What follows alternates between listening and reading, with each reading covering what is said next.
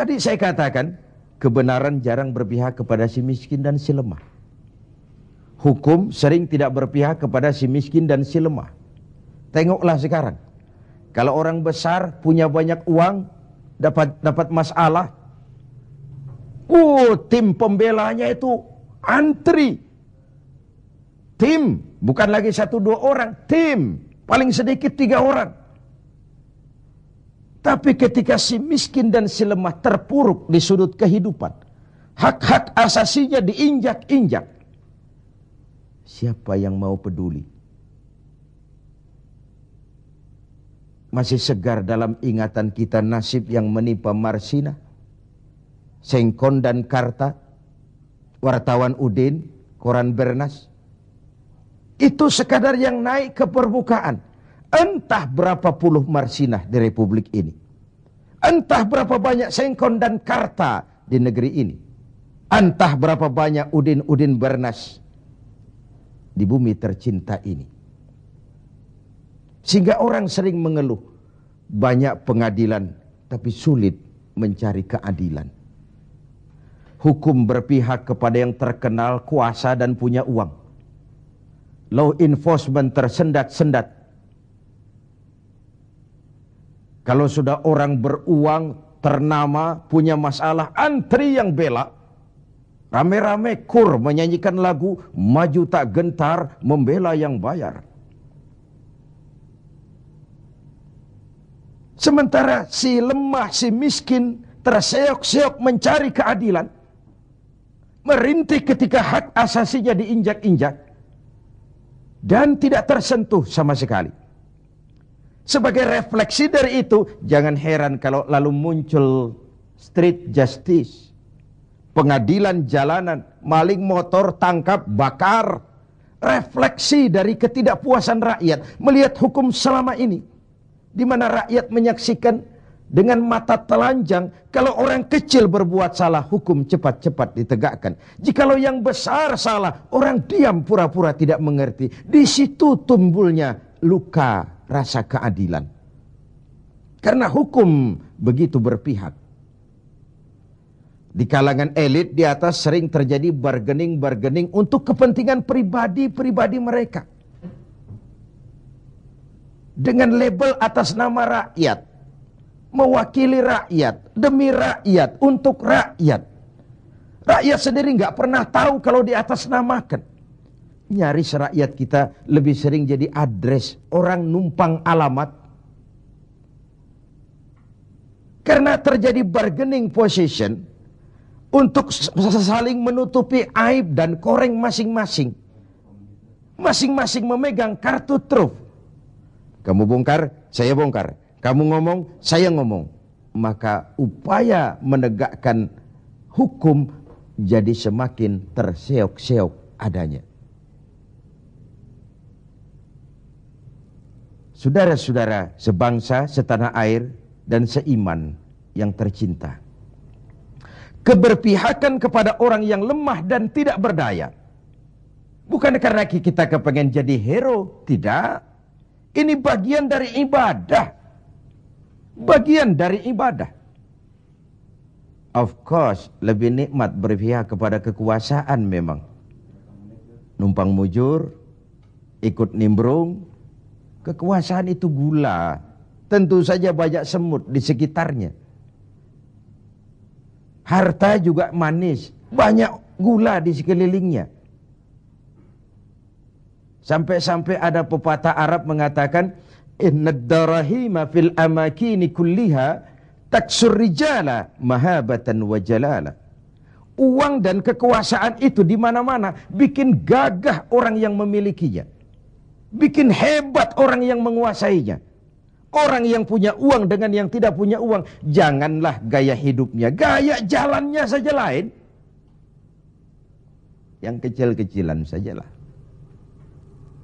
Teman-teman kita yang kerja di bangunan itu, buruh bangunan itu, Kemis sama Sabtu sore lain jalannya. Sabtu sore itu jalannya gagah. Kenapa? Habis gajian. Tapi kalau Selasa, Kemis, lesu, lelah, letih. Gaya jalannya saja lain. Dan agak nyinyir memang, tapi realitas. Wahia silahun liman arada qitalan. Wahia lisanun liman arada fasahatan. Uang dan kekuasaan adalah senjata yang paling ampuh bagi orang yang mau bertempur. Nuklir bahkan sekalipun bisa nggak bunyi kalau disumpal dengan uang. Apalagi meriam, tank, pistol-pistol, semua tidak bunyi kalau disumpal dengan uang. Dia adalah senjata yang paling ampuh bagi orang yang mau maju ke medan perang. Dan lisanun liman arada fasahatan. Lidah yang paling fasih bagi orang yang mau bicara. Bicara dengan menggunakan retorika muter-muter menghanyutkan orang. Masih buntu, coba uang yang bicara, lewat semua. Ya, secara guyonan, anak-anak sering bilang, ada fulus, mulus.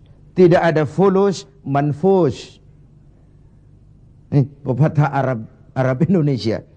Ada fulus, mulus. Tidak ada fulus, manfus. Apakah harus seperti itu budaya kita? Mau dapat jabatan, setelah pendidikan harus bersaing. Lalu dalam persaingan ini, mana yang paling bisa memberikan semur, dekat sama semar, semir, semur.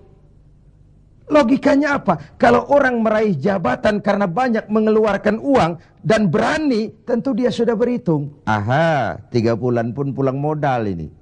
Aha, paling sebentar selesai nih, pulang balik modal lah. Sudah ada hitung-hitungan matematikanya. Kalau ini yang terjadi, orang naik meroleh jabatan karena banyak mengeluarkan uang, maka hal pertama yang dia lakukan setelah menjabat ialah bagaimana pulang modal. Setelah pulang modal, bagaimana cari untung. Pengabdian nomor 19, rakyat nomor 26. Saya pakai modal besar kok ini. Dipandangnya lah jabatan sebagai jalan pintas untuk menuju kaya. Benar kalau Rasulullah mengajarkan jangan berikan jabatan kepada orang yang memintanya. Memintanya pun jangan, apalagi sampai nyogok-nyogok, kasih semir, kasih uang. Karena orang yang meminta mesti punya motivasi, sedangkan jabatan adalah amanah. Menyia-nyiakan amanah merupakan dosa yang amat besar. Saudara-saudara seiman dan sekeyakinan yang berbahagia. Setiap kita pemimpin. Setiap pemimpin akan dimintakan pertanggungjawab terhadap apa saja yang dipimpinnya.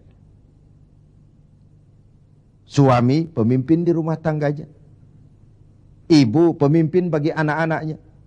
Pemuda pemimpin bagi dirinya. Pak Lurah pemimpin di kelurahannya. Setiap kita pemimpin dan setiap kita akan dimintakan pertanggungjawab terhadap apa saja yang kita pimpin. Sungguh pun itu kecil kita sembunyikan dari pandangan orang banyak. Namun Qadir Rabbul Jalil Maha mengetahui. Inilah etika otonom. Merasakan kehadiran Allah dekat dalam hidup. Ada sebuah karikatur.